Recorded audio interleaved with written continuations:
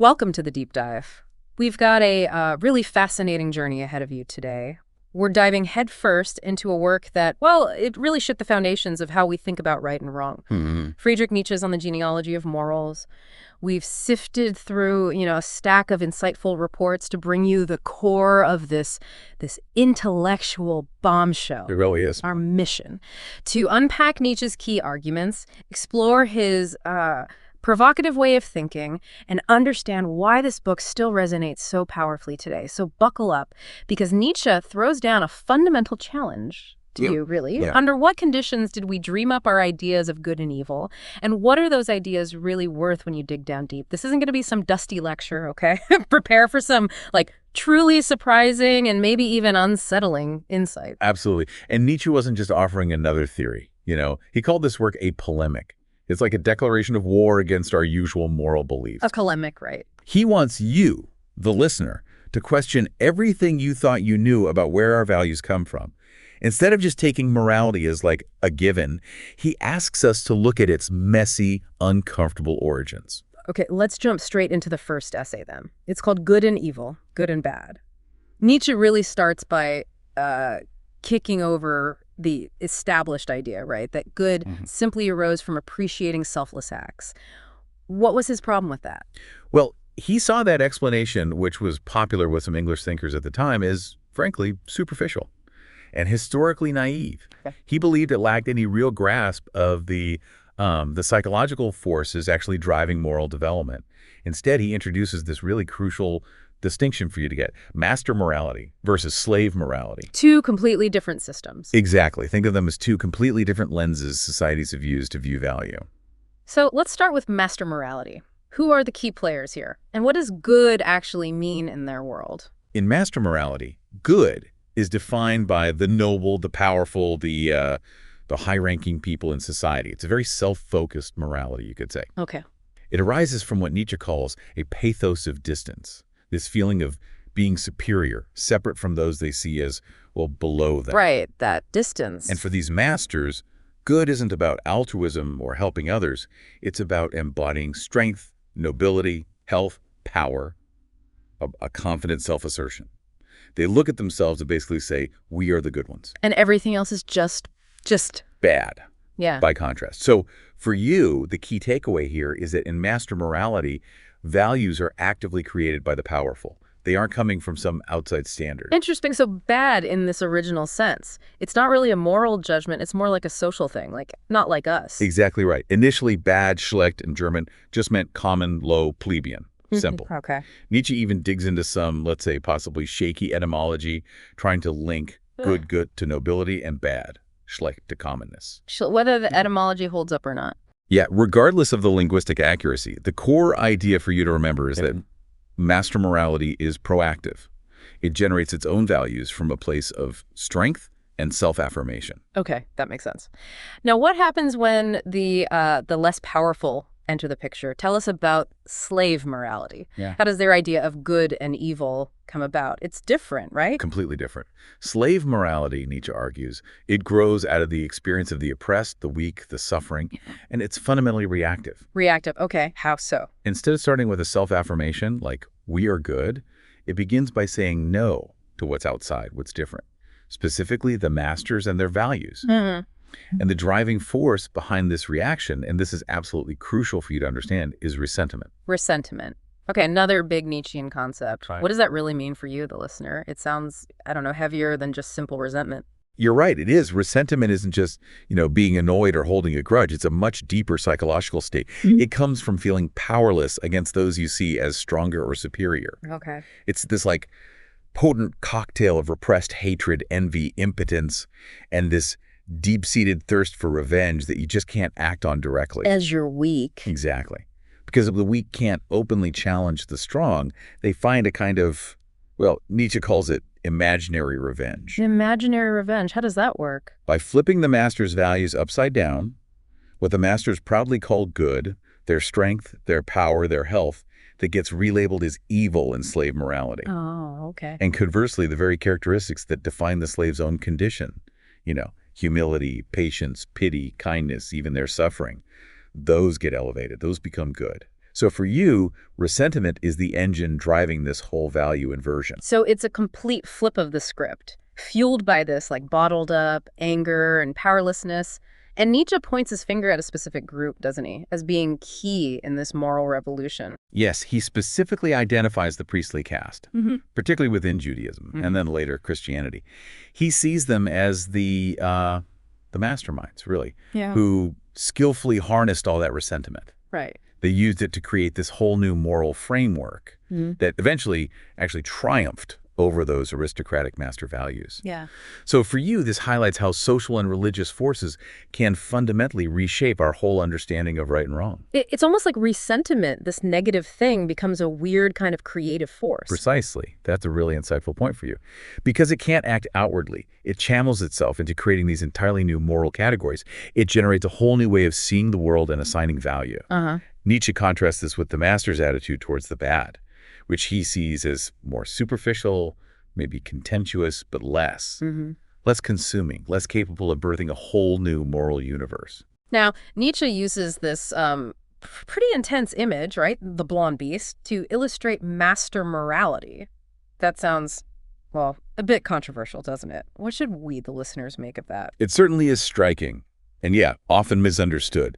The blonde beast is Nietzsche's way of representing the raw, vile, life-affirming force he connects with ancient warrior aristocracies. Okay, so not literally blonde people. No. Figures like the early Romans, Greek heroes, maybe Germanic tribes, individuals acting on instinct, a powerful will to life, existing sort of before these later moral judgments of good and evil really took hold. Now, it's absolutely crucial for you to understand that while this term was tragically misused later for racist ideologies. Right, by the Nazis and others. Exactly. Scholarly interpretations largely see it not in racial terms, but as a symbol of primal nobility, untamed strength, that powerful affirmation of life before the constraints of slave morality really clamped down. Okay, that context is really, really important. Now, one of the more subtle but really significant points Nietzsche makes in this first essay, something for you to really mull over, is the invention of the subject. How does slave morality bring that about, and why does it matter for how we think about morality today? This is a fascinating and really foundational point for you. Nietzsche argues that slave morality, because it needs to condemn the actions of the strong, it creates a separation, a split between the doer and the deed. Okay, like separating the person from their actions. Exactly. It posits this idea of free will behind the master's actions.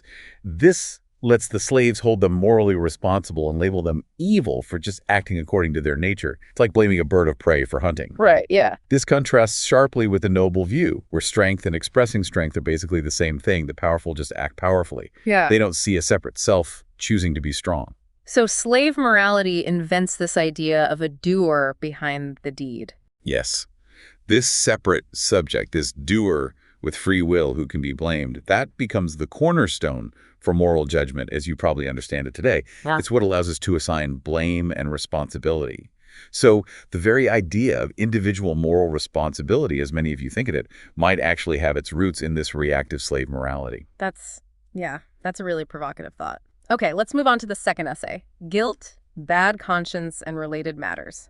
Here, Nietzsche digs into where these feelings come from, and it's not exactly a feel-good origin story, is it? Not at all. He really challenges the common idea that conscience and guilt are just innate moral feelings we've always had. So where do they come from, then? Instead, he traces the origin of Guilt-Schuld in German back to something very concrete, very material for you. Yeah. Debt. Schulden. The creditor-debtor relationship. Debt, like owing money. Exactly. In early societies, punishment wasn't about some abstract moral justice. It was about ensuring repayment. Or, quite frankly, getting satisfaction from the debtor's suffering if they couldn't pay. Nietzsche even suggests there's a kind of primal human pleasure in cruelty in watching suffering. That played a role. So for you, the initial function of punishment was much more about practicalities and maybe even a kind of brutal satisfaction than any high-minded morality. Wow. Okay, so punishment was basically about settling scores, sometimes painfully. Where does memory fit into this for us? How did we develop that? Memory was absolutely crucial. For promises to mean anything, for a community to function, people needed to remember obligations. Right. You have to remember you owe someone. Precisely. And Nietzsche talks about this being burned in, often through painful experiences or mnemonic techniques, basically associating painful consequences with forgetting your promises. This helps create lasting memories of what's expected. So pain helps us remember. In a way, yes. This development, he argues, eventually leads to what he calls the sovereign individual. That's someone who can make promises and be held accountable for them. This is the basis for a kind of social reliability. But this isn't quite the bad conscience yet, is it? That inner voice of guilt that many of you listening might recognize. Where does that specific feeling come from, according to Nietzsche? Right, that's different. Bad conscience, schlechtes Gewissen arises, Nietzsche argues, when humans get confined within organized society, within the peace it imposes. Confined. How so? Think about it. Our natural instincts, aggression, freedom, maybe even that streak of cruelty that used to be directed outward. In a settled community, you can't just act on them freely anymore. Okay, society tames us. Exactly. And these suppressed instincts, Nietzsche says, they get turned inward, against the self. Ah. This internalization, this self-inflicted aggression, creates what we think of as the inner world, the soul, and this phenomenon of bad conscience. It's a kind of self-punishment, self-torment. So bad conscience is basically aggression turned inward. That's his argument. He even calls this development a profound illness that humanity got under the pressure of civilization. So for you, bad conscience isn't presented as some inherent moral compass, but as a consequence of society forcing our natural drives back onto ourselves. So civilization, while bringing order for you, also forces us to, attack ourselves internally, leading to guilt. That's, a pretty unsettling view. And he sees a weird role for cruelty in all this. Yes, it's paradoxical. Nietzsche makes the rather provocative claim that this internalized cruelty, this turning of our will against ourselves, actually gave human life new depth, new complexity, new meaning. How? That sounds counterintuitive. Well, bad conscience involves this disturbing self-torture, but it can also create a kind of perverse pleasure, a psychological intensity. It really highlights Nietzsche's deep ambivalence about civilization. Right. The very process that creates psychological depth, the inner man, is also presented as a kind of sickness born from repression. It's something for you to really consider. Are the benefits of civilization tangled up with this inner turmoil? And how does religion, especially Christianity, come into this? Does it amplify this bad conscience for individuals? Hugely. Nietzsche argues that this basic feeling of bad conscience, which initially might have been tied to actual debts or community obligations, was later reinterpreted and massively intensified by religious ideas. How so? With the concept of God, especially Christian God, this sense of debt becomes infinite. It transforms into the idea of sin, inherent human guilt, before this ultimate all-powerful creditor who can never truly be repaid. Wow. This theological framework, he argues, became an incredibly powerful tool. It explained suffering, it justified hierarchies, and it controlled populations by magnifying that burden of bad conscience until it was almost unbearable. So for you, this suggests religious guilt isn't necessarily God-given, but maybe a historical development layered onto existing psychological structures. Okay, so from those pretty dark origins of guilt and bad conscience, we get to the third essay. And this intriguing, maybe slightly unsettling idea of ascetic ideals. What exactly are these ideals, and why does Nietzsche think they have such a powerful grip on us, even today? The ascetic ideal, Nietzsche defines it pretty broadly for you. It's basically any value system that puts self-denial first. Think chastity, poverty, humility, suppressing worldly desires, all in favor of some supposedly higher goal, something spiritual or otherworldly. Okay. It's a perspective that tends to distrust the body, our senses, earthly life itself, seeing them as obstacles, maybe sources of sin, things to be overcome or avoided. It's a fundamental turning away from the here and now, a longing for something more. So it's not just about religious figures like monks in monasteries. He sees this kind of thinking elsewhere too, in places that might surprise you. Oh, absolutely. He spots its influence all over the place in various human types and fields. You see it in the intense self-discipline of artists striving for perfection, maybe, or the kind of detached contemplation philosophers seek when pursuing truth. Obviously in priests and saints renouncing worldly things. But even, and this is where it gets really controversial for some, even in the methods and assumptions underlying modern science. Right, that's the bit that really makes you pause. How can science, which we usually think of as embracing the real world, be linked to a life-denying ideal? Well, that's the central paradox Nietzsche explores for you. How does this seemingly life-negating ideal hold such enduring power? Why is it so influential? And his answer is? He argues it provides meaning. It gives purpose, especially to those who are suffering, who feel weak, who experience what he calls, like, physiological inhibition. How does it provide meaning? By devaluing this world, this earthly life, and pointing toward a higher realm or goal, it lets the suffering person reinterpret their pain. It's not meaningless anymore. It's a test, maybe a purification, a path to something better. Okay. It makes suffering bearable by giving it a point. Exactly. Yeah. It offers a way to will something, even if that something is ultimately the negation of life itself. As Nietzsche famously put it, and this is a key insight for you, man would rather will nothingness than not will. Wow. That's a chillingly powerful line. The ascetic ideal, in this sense, gives a framework, even if it's a negative one, for making sense of suffering and just enduring it. And the key figure who embodies this and spreads it, according to Nietzsche, is the ascetic priest. Yes, the ascetic priest is the main agent here, the embodiment of the ideal. Often, Nietzsche says, they come from the ranks of the suffering themselves. Okay. And they act as a kind of interpreter and manager of all that resentment bubbling up in the masses. They're like physicians to the sick population. But maybe sick themselves. Exactly. Physicians who might also be sick, offering temporary fixes, or what Nietzsche calls guilty remedies, like encouraging feelings of guilt and sin. Right. These manage suffering, but don't really cure its root causes. Right. By shifting focus away from earthly life, by cleverly exploiting that bad conscience we talked about, the priest gains power. They provide a structure for enduring life, even if it's a pretty joyless one. So for you, the ascetic priest isn't necessarily a figure of genuine enlightenment, but more like a strategist managing suffering and meaning. And this critique, perhaps surprisingly for some of you listening, it extends even to the pursuit of truth itself. In science and philosophy, that still seems counterintuitive. Nietzsche argues that the unconditional will to truth, this relentless drive for objective knowledge, often involving skepticism towards traditional values, a detachment from immediate life concerns, that itself is a subtle but powerful form of the ascetic ideal. How? Because it denies other values. Sort of. This scientific faith in the absolute value of truth, no matter the cost to life, it rests on unexamined assumptions. Metaphysical, moral assumptions inherited from the very traditions science often claims to reject. This leads to a really crucial question for you to ponder. What is the value of truth itself? Does this relentless search ultimately serve life, or does it undermine it? Nietzsche suggests even our deepest commitment to truth might be driven by a hidden, life-denying impulse. So the ascetic ideal, in Nietzsche's view, it's this pervasive force in our culture. It seems to offer meaning for you, but ultimately it represents turning away from life, from vitality. It's a will to nothingness, as he puts it so starkly. Exactly. But he also hints, doesn't he, that maybe new ideals could emerge as this one weakens? What kind of future does he see, or at least hope for? Precisely.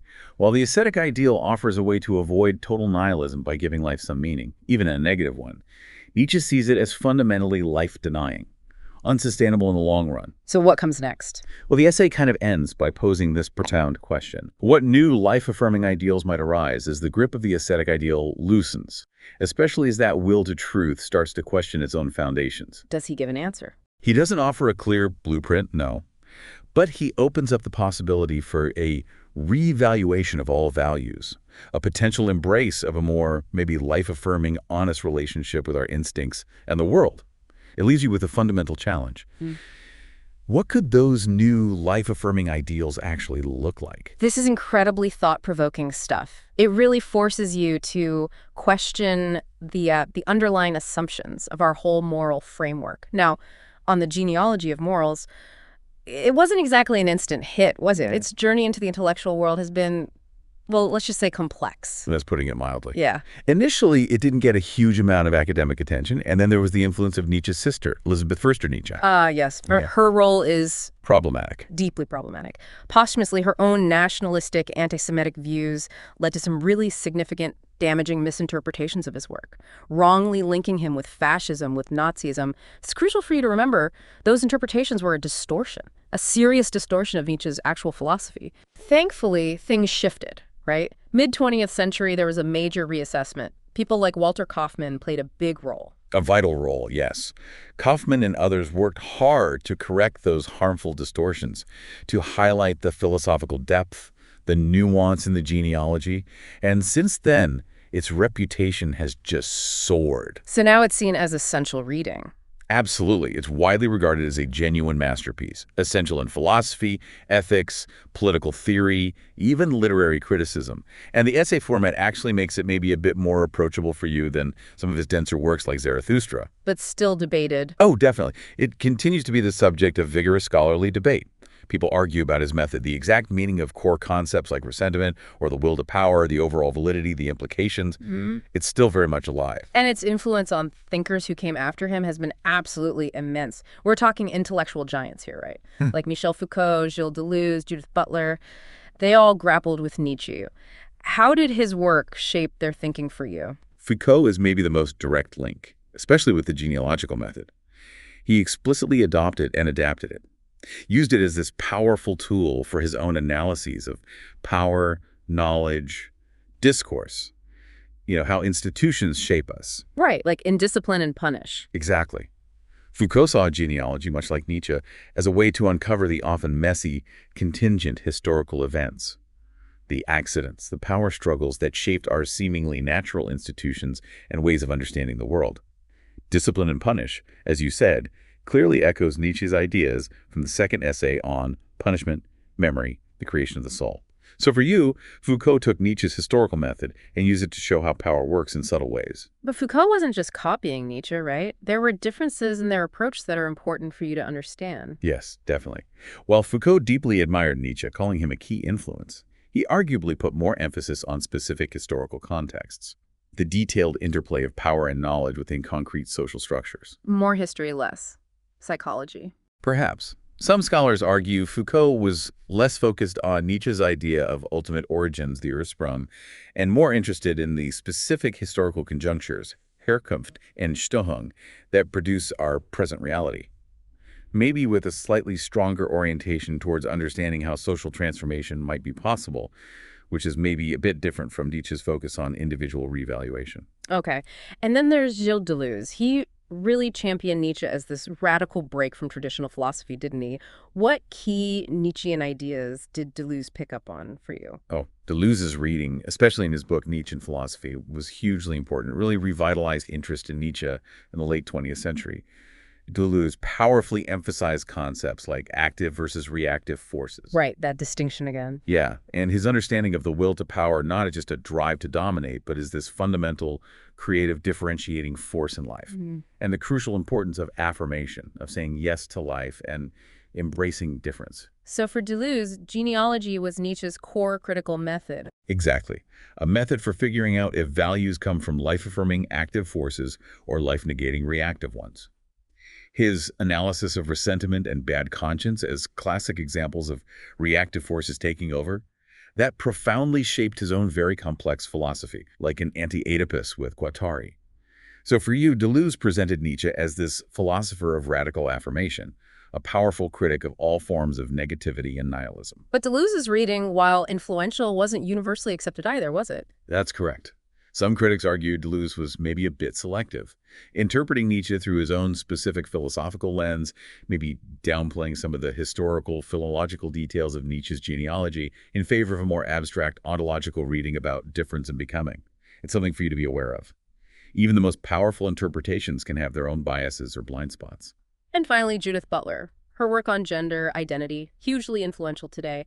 How does she engage with Nietzsche, often through Foucault's lens, for you? Butler drew insights from both Nietzsche and Foucault's use of genealogy, She applied this method brilliantly to critique essentialist ideas about gender and identity. Essentialist meaning? Meaning the idea that gender categories are based on some fixed, inherent biological truth.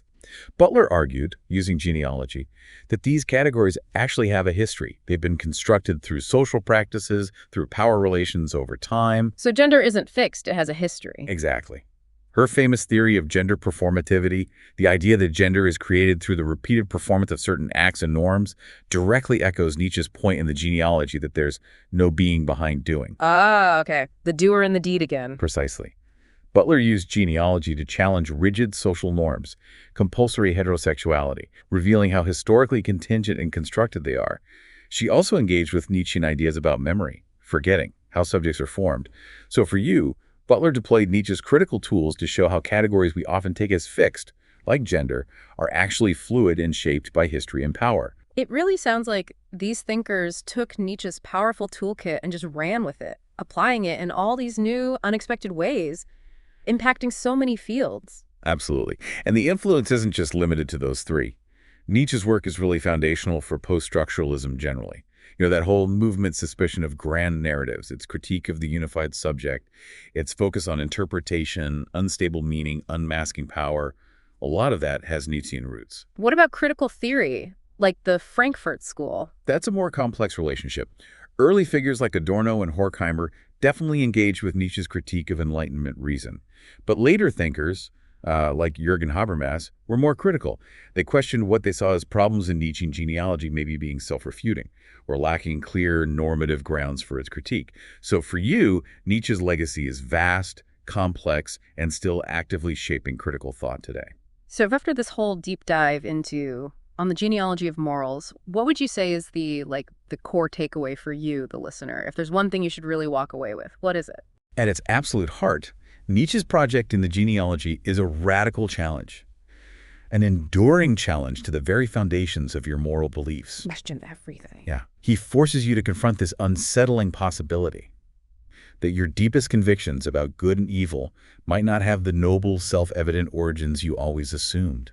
He urges you to dig beneath the surface of your own moral assumptions, to consider the complex, often uncomfortable historical and psychological forces that have actually shaped our shared moral world. For you, the key is recognizing that morality isn't some fixed eternal truth. It's a human creation, and it has a history. It's definitely a challenging, sometimes uncomfortable journey into the shadier parts of our moral history. But it's undeniably powerful, isn't it, in making you ask fundamental questions about who we are, why we believe what we do, what our values really mean. Precisely. And despite all the criticisms, the ongoing debates, the enduring power of the genealogy is right there in its incredible capacity to stimulate critical reflection on the human condition. It serves as this potent reminder for you that morality isn't static, it's not unchanging. It's a dynamic, evolving interpretation of life itself, shaped by history and psychology. So here's a final provocative thought for you to really chew on, maybe long after this deep dive is over. Consider just one of your own most deeply cherished values, something you really believe in. Now try to subject it to a bit of genealogical scrutiny in the spirit of Nietzsche. What surprising, maybe even uncomfortable origins might you uncover if you really dug into it? And more importantly, what might it mean for you to reevaluate that value, knowing its potential history? This deep dive is really just a starting point, isn't it? Absolutely, a starting point. And we strongly encourage you to explore Nietzsche's groundbreaking work and the fascinating thinkers it influenced even further. Thanks for joining us.